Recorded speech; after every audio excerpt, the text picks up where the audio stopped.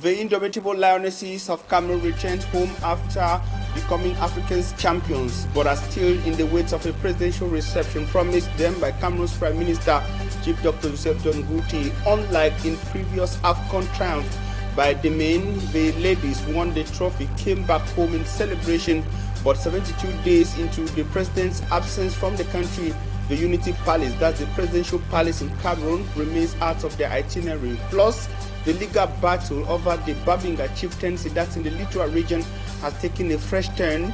The Littoral Administrative Court has settled a petition or admitted a petition challenging the removal of His Majesty Jean-Claude Moti, with his lawyers contesting both the legality of the prefectorial order and the procedure used to oust him from his office. We tell you this and other interesting stories in this edition of the news. Ladies and gentlemen, welcome.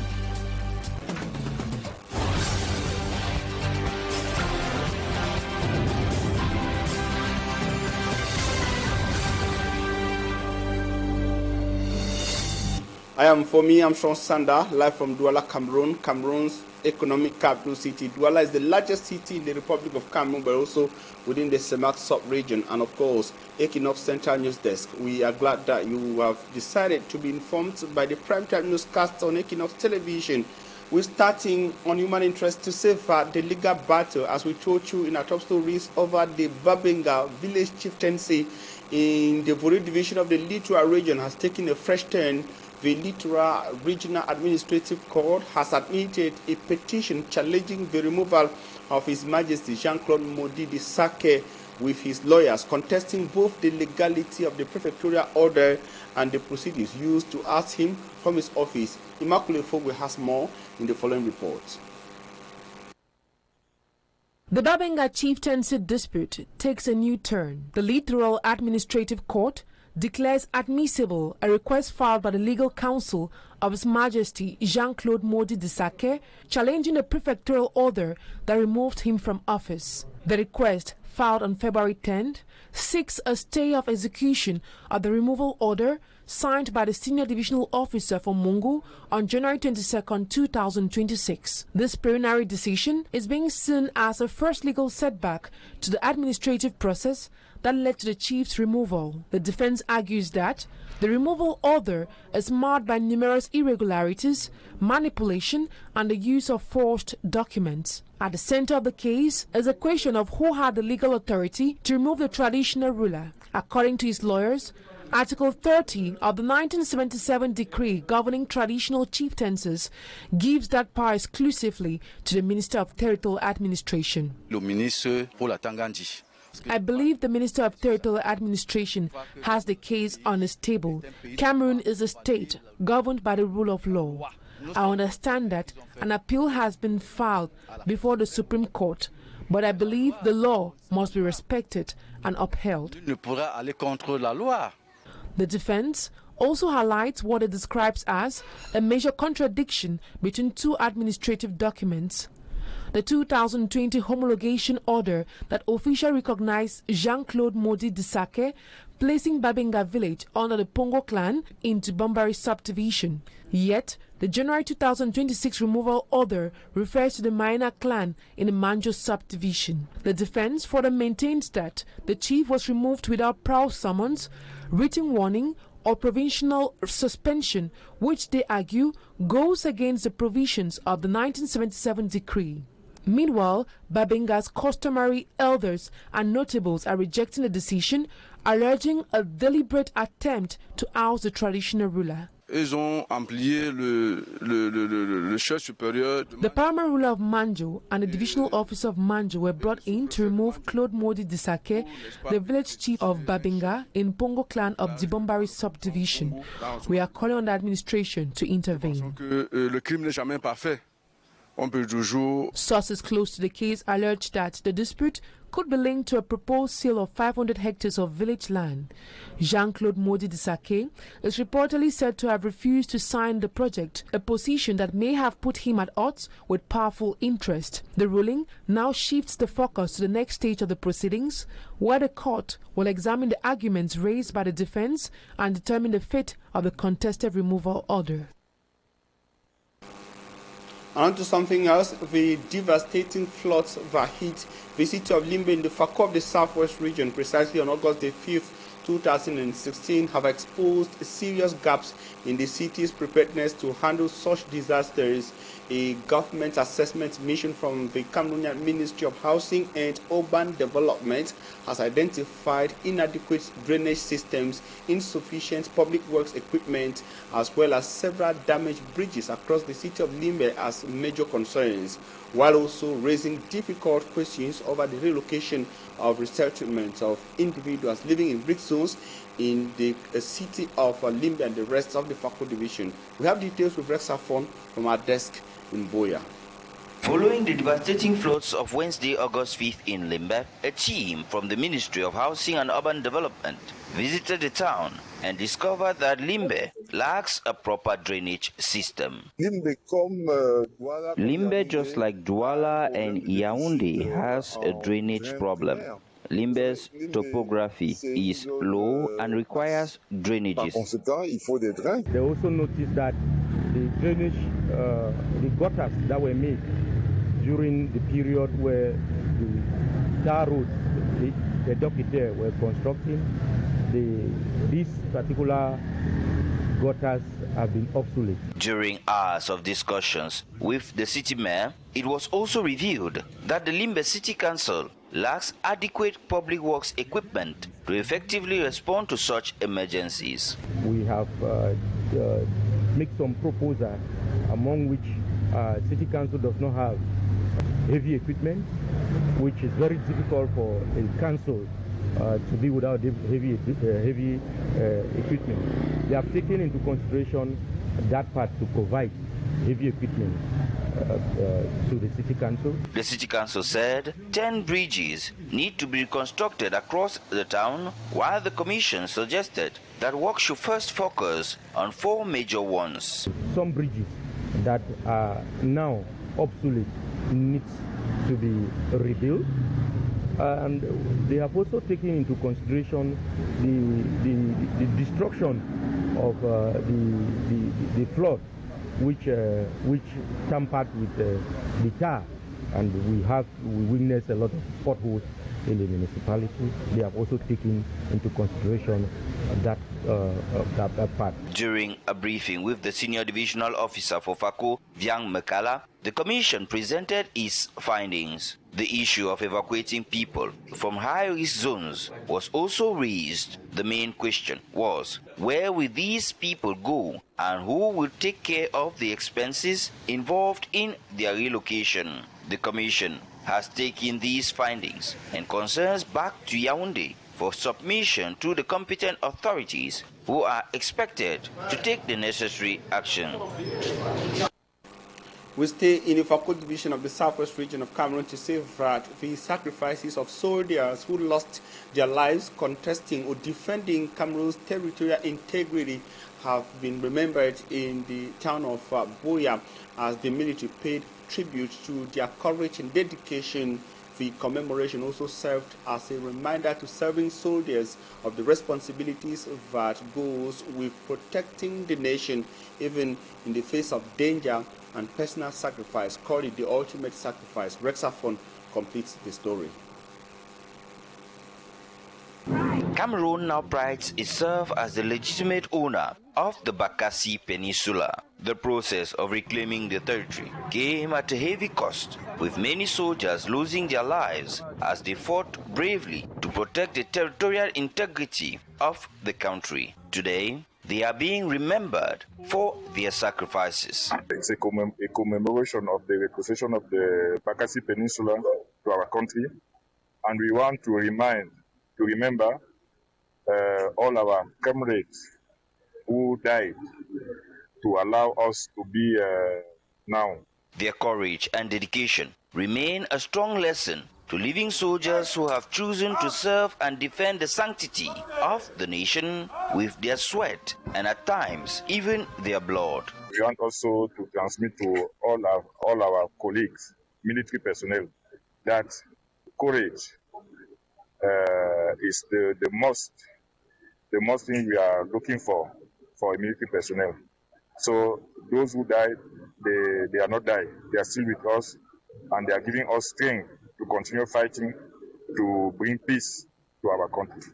The ceremony to commemorate the fallen soldiers in Buea was presided by Colonel Enyemeka Manuel, commander of the 21st Motorized Infantry Brigade, who sat alongside other top military officials of the region. Where is President Paul Biya, and when exactly is he intending to receive the indomitable Lionesses of Cameroon, who are promised a presidential reception by the Prime Minister, head of government? The indomitable Lionesses returned home as Africa's champions in the WAFCON matches that took place in the North African nation of Morocco, but still in the wait of a presidential reception that they were promised by the Prime Minister, unlike the indomitable Lions in previous AFCON triumphs, who were received by the president at the Unity Palace, that's the presidential palace in Cameroon, and presented their trophy to the Cameroonian people. The ladies are still in the wait. They won the trophy and came back home to celebrate, but 72 hours into the president's absence from the nation, Cameroon, the Unity Palace remains out of their itinerary, as innocent as it tells us in the following report. They came home African champions, carrying a trophy Cameroon had waited decades to see in the hands of its women. But for the indomitable Lionesses, one highly symbolic moment is still missing: the presidential reception at the Unity Palace. Since arriving in Yaoundé on Monday, the champions have instead been on a different kind of tour, with stops at the new Fecafoot headquarters and the Montforté Hotel. The celebrations continue, but the doors of the presidency have not yet opened for the historic champions. This absence is even more striking because before the final in Rabat, the heads of the governmental delegation, Prime Minister Dr. Joseph Zongute, had assured the Lionesses that President Paul Biya would be waiting back home to receive them after the final. The expectation was for them to win the trophy, return home and meet the head of state. They did exactly that. They won the WAFCON title, flew back to Cameroon as champions and were received by supporters. But the presidential appointment they had been assured of is yet to happen. This was not the case when the indomitable Lions returned from Gabon in 2017 with the AFCON trophy. President Paul Biya received them at the Unity Palace, where the trophy was presented to him. The players and members of the technical staff were decorated before the champions embarked on a trophy tour of Yaoundé and other cities. Today, President Paul Biya is absent from the country. He has been away since June 7, 72 days as of Tuesday, August 18. Government officials had said that the 93-year-old head of state is well and on a short private stay. Communication Minister René Emmanuel Sadi also recently told Radio France International that the president would return very soon. Yet, more than a week later, Cameroonians are still waiting, so too are the African champions. For some critics, the prolonged absence and the missed presidential reception are being read as another sign that all is not well at the top. For football lovers, the concern is more symbolic. They say these champions deserve the recognition traditionally accorded Cameroon's football heroes, and the tradition goes back even to the Lionesses themselves. In December 2016, President Paul Biya received the indomitable Lionesses at the Unity Palace after they finished runners-up at the Women's AFCON. 9 years later, the contrast is striking. The Lionesses have returned not as runners-up, but as African champions. Trophy in hand, history made, supporters celebrating. But the president they were told would be waiting for them is still away, and the trophy is still waiting for its traditional presentation at the presidency.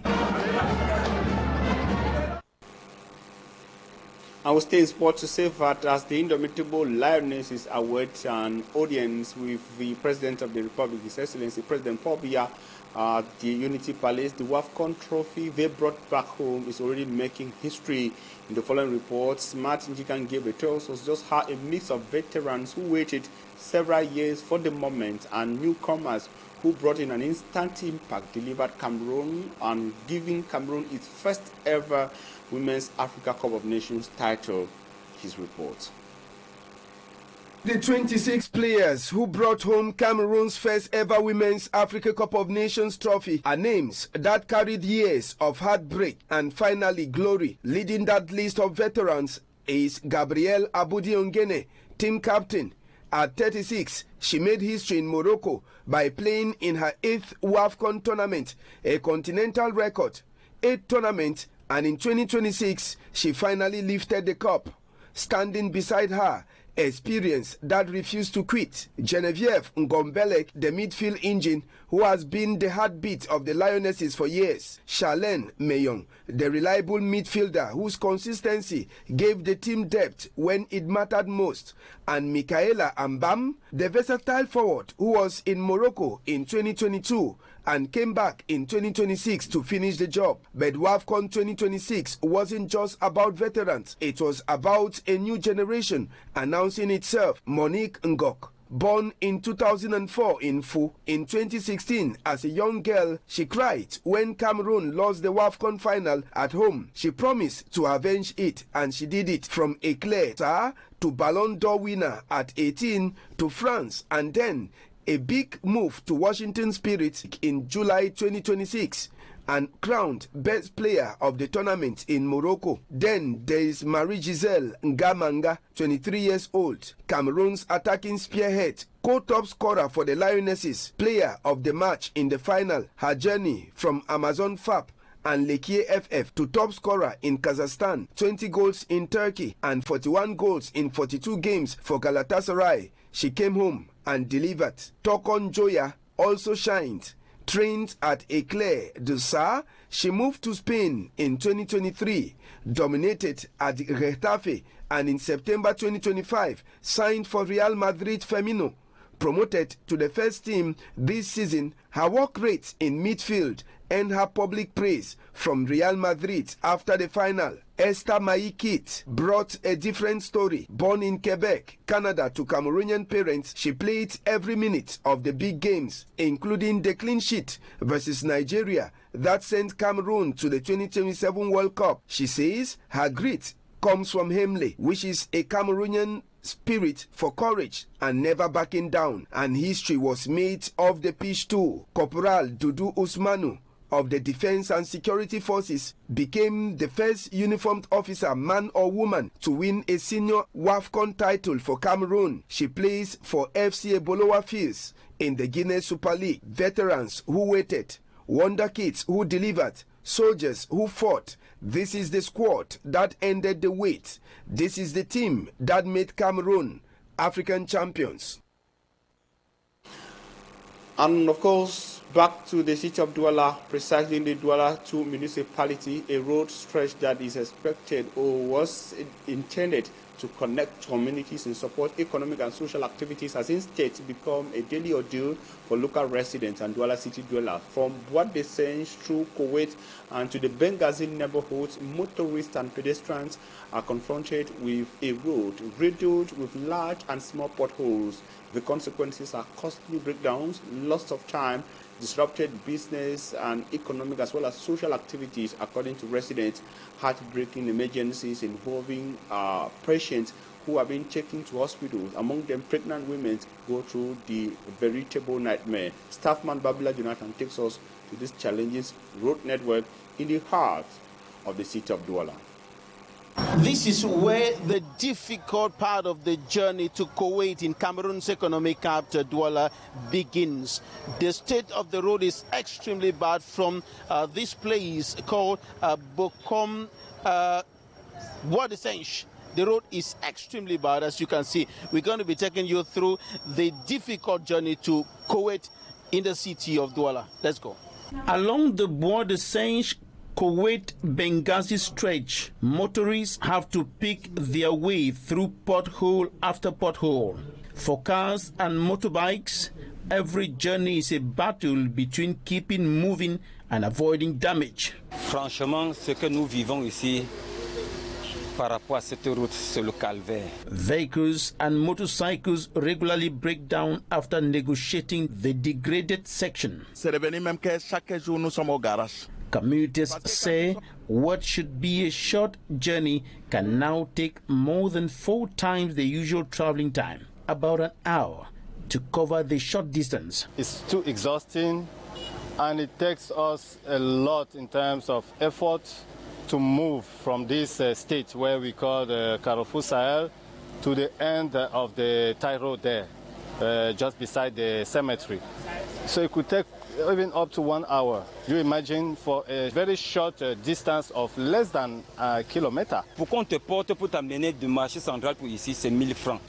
price is paid not only in money, it is paid in time. It is paid in lost business. And residents say sometimes it is paid in lives. For sick people being rushed to hospital, every delay can become critical. Residents report cases in which patients have died while being transported for medical care. People are dying even on this road. Pregnant women, they say, have also endured journeys so difficult that some have suffered miscarriages. Women are getting miscarriages because I'm an example. It happens to me. I had a miscarriage here twice. Behind every pothole is therefore a human story. A patient waiting for help. A pregnant woman trying to reach a health facility. A motorcycle rider calculating whether the next hole will destroy his mission. A trader wondering whether customers will continue coming. At times we hardly have customers because they really want to patronize us, but due to the road construction, the road is bad, things are not moving. The economic consequences are equally visible.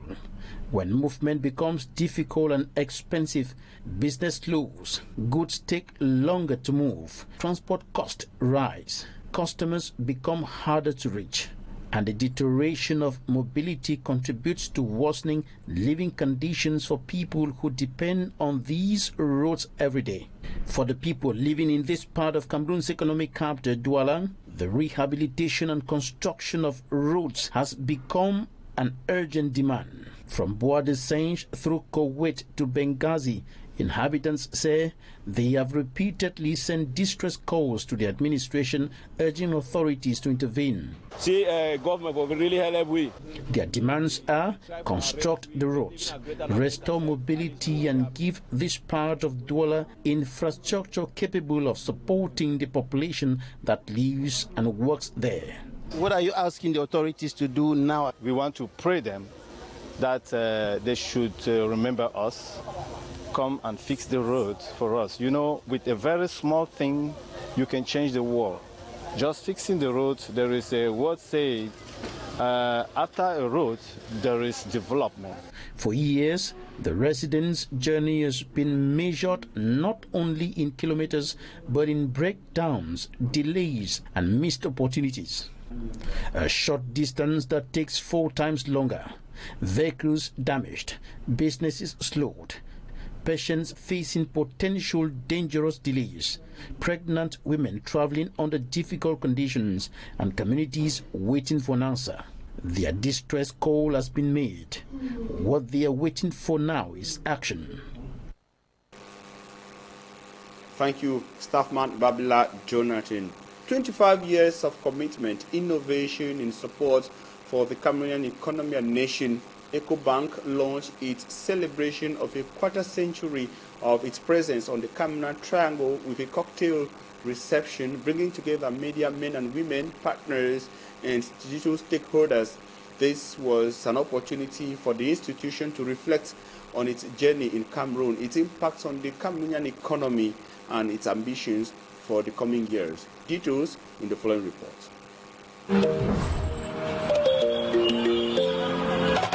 Centered on the theme 25 years of shared success, Ecobank Cameroon celebrated on the 14th of August 2026 its journey, but also the achievements of the millions of Cameroonians whose ambitions, resilience and successes have contributed to the country's progress over the years. This campaign for us is not just about celebrating Ecobank, it's about a national conversation. When we look back at 25 years, we see the impact that we have had in the financial sector. We see the products and services that we have put forth to meet the needs and the changing needs of our customers. We look at the communities that we have impacted by investing in different projects through our community day that have impacted the lives of children. We look at the people that have gone through the bank. Over 1,000 Cameroonians have made a career here at Ecobank. During the celebration, the top management emphasized on Ecobank's role in developing talent within the banking industry, thus connecting Cameroonian businesses and individuals to opportunities across Africa and beyond. Over 2,000 young people have been trained, be it through internships or development projects. And best of all, we have also been able to really boost our economy through the different financing that we have done, which is over trillions of francs CFA. So for us, it is a national conversation. It's a shared success story. Media professionals, content creators, partners and friends of the bank all had the opportunity to share the Pan-African Bank's vision for the next upcoming months. If you invest in an entrepreneur that provides job, that is shared success. If you invest in a journalist that creates a platform for discussion, that is shared success. So for us, everybody should go home with that message, that behind every shared or successful story, it's a collective effort. Because if Ateba succeeds, Cameroon moves forward. Recognized as a pioneer in banking innovation and digital transformation after 25 years of partnership with Cameroon, Ecobank remains committed to driving growth, advancing financial inclusion, empowering businesses, and supporting the country's continued development. From Douala, Cameroon, we say that's all for the Primetime Newscast for today. Ladies and gentlemen, we thank you immensely for your keen attention. We urge you, however, to continue to stay with the #1 television platform across Cameroon and its Maxop region. It is Equinoxe. Up next will be your weekly program, Equinoxe Swap Birds. The next edition of news will be at 8 p.m. It will be a full edition in the French language. As for me, I'm going to be back here tomorrow at 6 p.m., God willing.